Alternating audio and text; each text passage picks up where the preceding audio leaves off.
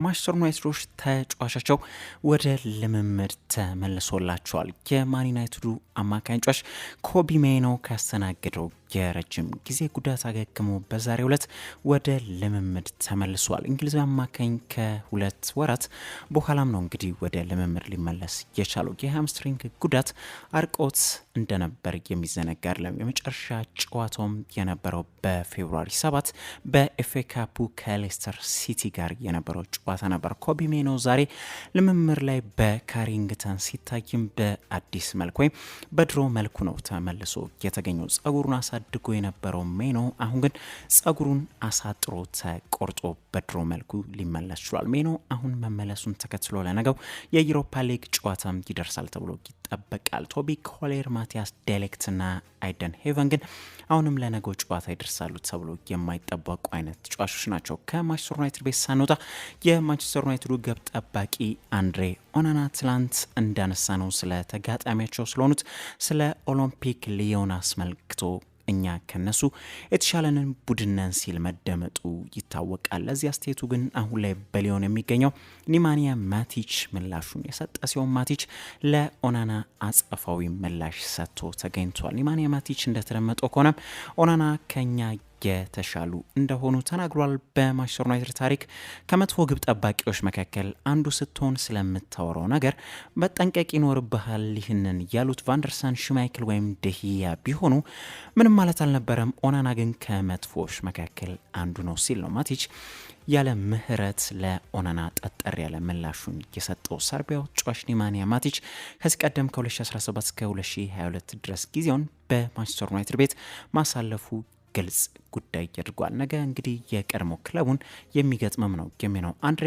ኦናና ግን ዛሬ የትላንት አስቴቱን ተከትሎም ዛሬ ደግሞ ሌላም አስቴት የሰጠ ሲሆን ዛሬ ሰጠው አስቴት ደግሞ ለማቲች ምላሽም ሆኖ ነው የተገኘው። ኦናና እንደተደመጠው ከሆነም የትኛውንም ክለብ አልንቅም፣ ነገ ከጠንካራ ተጋጣሚ ጋር ከባድ ጨዋታ እንደሚሆን እናውቃለን። ደጋፊዎቻችንን ለማኩራት ፐርፎርማንስ ላይ እየተዘጋጀን ነው። ቢያንስ እኔ በዓለም ላይ ምርጡ በሆነው ክለብ ዋንጫ አንስቻለሁ፣ አንዳንዶች ይህንን በተመሳሳይ መንገድ ማለት አይችሉም የሚል ምላሽ ነው ኦናና በምላሹ ማቲችን ወጋ ያድርገው። ማቲች እንደሚታወቀው በዩናይትድ ቤት ዋንጫ ማሳካት አልቻለም ነበር። ማንቸስተር ዩናይትዶች ግን ነገ በዩሮፓ ሊጉ ከሜዳቸው ውጪ ወደ ግሩፕ ስታዲየም አቅንተው ኦሎምፒክ ሊዮንን የሚገጥሙ ይሆናል። የኤሲ ሚላኑ የቀኝ መስመር ተመላላሽ ተከላካይ ተጫዋች የሆነው ካይል ዎከር ክርኑ ላይ ጉዳት የገጠመው ሲሆን ዎከር ያስተናገደውን ጉዳት ተከትሎም ለሳምንታቶች ከሜዳ እንደሚርቅ ተገልጿል። እንግሊዛዊ ተጫዋች የቀዶ ጥገናውንም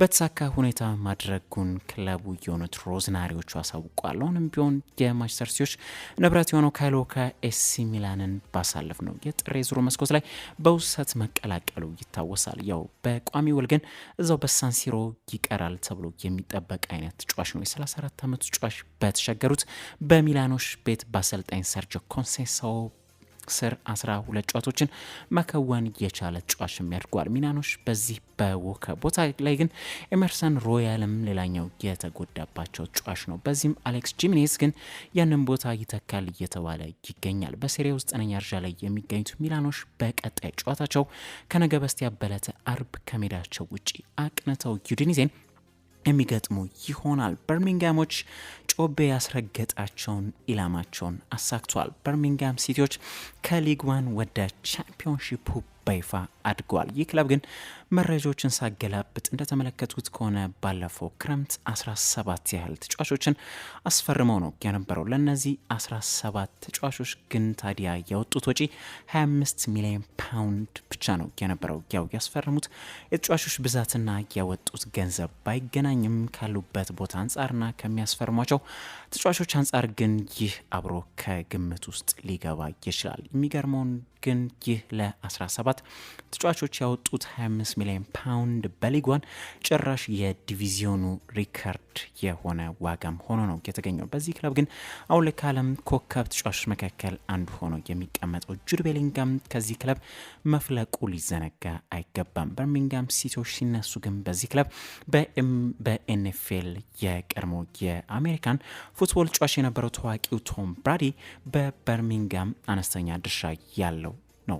የአርሰናል ደጋፊዎች ትላንት ምሽት ጣፋጭ የሆነ ምሽትን ካሳለፉ በኋላ በዛሬው ዕለትም ሌላ አስደሳች ዜና ተሰምቶላቸዋል። የሰሜን ለንደኑ ክለብ አርሰናል ብሩህ ተስፋ ያላቸውን ታዳጊ ተጫዋቾቹ ማይልስ ሌዊስ ስኬሊና ኢታን ንዋኔሪ ውላቸውን ለማደስ ስራዎችን እየሰሩ እንደሚገኙ እውቁ ጋዜጠኛ ፋብሪዚዮ ሮማኖ ዘግቧል። ተያይዞ እንደተገለጸው መድፈኞቹ የሁለቱን ተጫዋቾች ውል ለማደስ ንግግሮችን ከፌብሩዋሪ ወር ጀምሮ ሲያደርጉ እንደቆዩና የአዲስ ውሉ ፕሮፖዛል ቀድሞኑ እንደተዘጋጀ ተገልጿል። እነዚህ ሁለት ተጫዋቾች እያስደነቁ እንደሚገኙ መቼስ ምንም ጥርጥር የሌለው ጉዳይ ነው። በዚህም አሁን መድፈኞቹ የሌሎች ክለቦችን ፍላጎት ለማስቀረት ከአሁን ያው ተጫዋቾችን በአዲሱ ውል ማሰር የሚያስፈልጋቸው ነው የሚሆነው። መድፈኞቹ በእነዚህ ሁለት የአካዳሚ ፍሬሞች እየተጠቀሙም ነው የሚገኙት። በተለይ ደግሞ የማይልስ ሌዊስ ስኬሊ ተለይቶ እና ጎልቶ ይገኛል። ይህ ጨዋሽ ቀን ላይ ስለ አርሰናልና ማሪ ጨዋታ ስናነሳው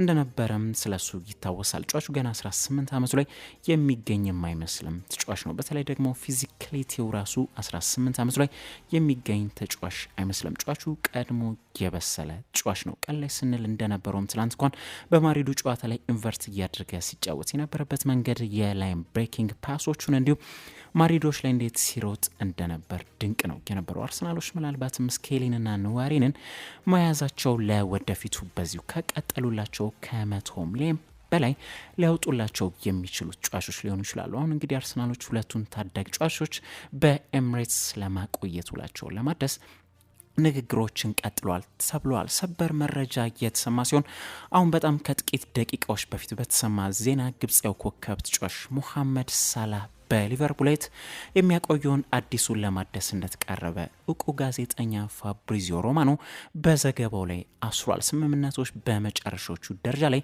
እንደሚገኙም ነው የተገለጸው። ክለቡም ሙሉ በሙሉ በቅርቡ እንደሚጠናቀቅ ስምምነቶች ተሰማምነዋል ነው የተባለው። የመርሲሳይዱ ክለብ በዚህ ሳምንት ሁለት አስደሳች ዜናንም ሰምቷል ማለት ነው። በዚህ ሳምንት ከሰሞኑ ቨርጂል ቫን ዳይክም በአዲስ ውል ዙሪያ እያደረገ ያለው ውል በእድገት ላይ እንደሆነ መግለጹ የሚዘነጋ አይደለም። አሁን ደግሞ ሞሳላ ውሉን ለማደስ ተቃርቧል ተብሏል። በሊቨርፑል ብቻ ሳይሆን በፕሪሚየር ሊጉም ጭምር ከምን ጊዜ ምርጥ ተጫዋቾች መካከል አንዱ የሆነው ሳላ አሁን ውሉን ለማደስ ተቃረበ እንጂ ካላደሰ ግን ውሉ በአንፊልዱ ክለብ በዚህ የውድድር ዓመት መጨረሻ ላይ ይጠናቀቅ እንደነበር ይታወቃል። አሁን ግን ውሉን ለማደስ ተቃርቦ ተገኝቷል። የሊቨርፑል ደጋፊዎችን ደግሞ ይህ ዜና በጣም የሚያስደስት ዜና ያድርጓል። አሁን ሳላም ቨርጂል ቫን ዳይክም ውላቸውን የሚያድሱ ከሆነ እንግዲህ የሚቀረው ትሬንት አሌክሳንደር አርኖልድ ብቻ ይሆናል ማለት ነው። ትሬንት አሌክሳንደር አርኖልድ ግን ወደ ሪያል ማድሪድ ማምራቱ የተረጋገጠ ይመስላል። በቅርጫት ኳስ ወይም በባስኬትቦል ዜና የኤንቢኤ ጨዋታዎች መድረጋቸውን ሲቀጥሉ ዛሬ በተደርጎ የተመረጡ ጨዋታዎችም የኢስተርን ኮንፈረንስ መሪዎቹ ክሊቭላንድ ካቫሊየርሶች ቺካጎ ቡልስ 138-113 በሆነ ውጤት ማሸነፍ ችሏል። በጨዋታው የካፍስ ጨዋች የሆነው ዳሪዩስ ጋርላንድ የጨዋታውን ከፍተኛ ነጥብ ያስቆጠረ ሲሆን 28 ነጥቦችን ማስቆጠር ችሏል። እንዲሁም 5 አሲስቶችን አድርጓል። ካስቆጠራቸው መካከል ደግሞ 6 ጊዜ 3 ነጥቦችን አስገኝቶም ነው የነበረው። ተጠባቂ በነበረው ጨዋታ ዌስተርን ኮንፈረንስ መሪዎቹ ኦክላሆማ ሲቲ ታንደሮች የነ ሊብሮን ጄምስ ቡድን የሆኑትን ኤሌ ሌከርሶችን 136-120 በሆነ ውጤት ማሸነፍ ችሏል። የታንደሩ ኮከብ ተጫዋች ሆነው ሼይ ጊልጄስ አሌክሳንደር ዛሬም እንደተለመደው የደመቀ ሲሆን 42 ነጥቦችን አስቆጥሮ 6 ሪባውንዶችንና 6 እንዲሁ አሲስቶችን አድርጓል። 5 ጊዜም ደግሞ 3 ነጥቦችን አስገኝቶ ነው የነበረው። ሼይ ጊልጄስ አሁን ላይ በሚደንቅ ሁኔታ ለተከታታይ 72 ጨዋታዎችን በጨዋታ ከ20 በላይ ነጥቦችን ማስቆጠር የቻለ ጨዋች ሆኗል። እንደዚህ ረጅም ጉዞ ከኤምጄ ወይም ማይክል ጆርዳን እና ኬቨን ዱራንት እኩል በዚህ ረጅም ጉዞ በመጓዝ 4ኛ ላይ ሊቀመጥም አስችሎታል። አልቀመስ ያሉት ታንደሮች ግን ዛሬ በውድድር ዓመቱ 65ኛ ድላቸውን ማሳክተዋል። ጎልደን ስቴት ዋሪሶች ፎኒክስ ሰንስን 133-95 በሆነ ውጤት ረቷል። በጨዋታው የዋሪስ ኮከብ ጨዋቸው የሆነው ስቴፈን ካሪ 25 ነጥቦችን አስቆጥሮ 9 ሪባውንዶችን አድርጎ 6 አሲስቶችን ያስመዘገበ ሲሆን 3 ጊዜም ደግሞ 3 ነጥቦችን አስገኝቷል። በዌስተርን ኮንፈረንስ 6 ደረጃ ላይ የሚገኙት ዋሪሶች ግን ጂሚ ባትለርን ካስፈረሙ በኋላ ምርጥ ብቃት ላይ የሚገኙ ቡድን ናቸው። ከሱ መፈረም በኋላ 22 ጨዋታዎችን አሸንፈው 6 ሽንፈት ያስተናገዱ ቡድን ናቸው። በነገራችን ላይ ፎኒክስ ሰንሶች ዛሬ ከተሸነፉ በኋላ ሳክራሜንቶ ኪንግስ በቀጥታ ለፕሌይ ኦፍ ባይሆንም እንኳን ለፕሌይ ኢንግን ማለፋቸውን አረጋግጠዋል። ያኒስ አንቴቶኮምፖ 22 ነጥቦችን 13 ሪባውንዶችና 10 አሲስቶችን አስመዝግቦ በተከታታይ 3 ጨዋታዎች ትሪፕል ደብል በሰራበት ጨዋታ ደግሞ ቡድኑ የሆኑት ሚልዋኪ ባክሶች ሚኒሶታ ቲምበርወልቭስን 110-103 ሲረቱ የአምና ቻምፒዮኖቹ ቦስተን ሴልቲክሶች ደግሞ ከኮርታቸው ውጭ አቅንሰው 119-117 በሆነ ውጤት በኦቨርታይም ወይም በጨማሪ 5 ደቂቃ ማሸነፍ ችሏል። በጨዋታው 34 ነጥቦችን አስቆጥሮ የነበረው ክሪስቲፓስ ፖርዚንጊስ በሙያው ከዚህ ቀደም ያስቆጠረውን ከፍተኛ ነጥቡን ዛሬም ከፍ ሳይል ከዛው ላይ ያንኑ በድጋሚ ማሳካት ችሏል። የመጨረሻ ላድግና አድማጮች ወደ እግር ኳስ ተመልሰን የአውሮፓ ቻምፒዮንስ ሊግ የሩብ ፍጻሜ ጨዋታዎች ዛሬም ሲቀጥሉ ዛሬ በሚደረጉ 2 ጨዋታዎችን ለመጠቆም ይህል በተመሳሳይ ከምሽቱ 4 ሰዓት ላይ ባርሴሎና ከቦርሺያ ዶርትሙንድ ሲገናኙ ፓሪስ ሳን ዠርማን ደግሞ ከአስቶን ቪላ ጋር እንዲሁ ከምሽቱ 4 ሰዓት ላይ የሚደረጉ ጨዋታዎች ናቸው።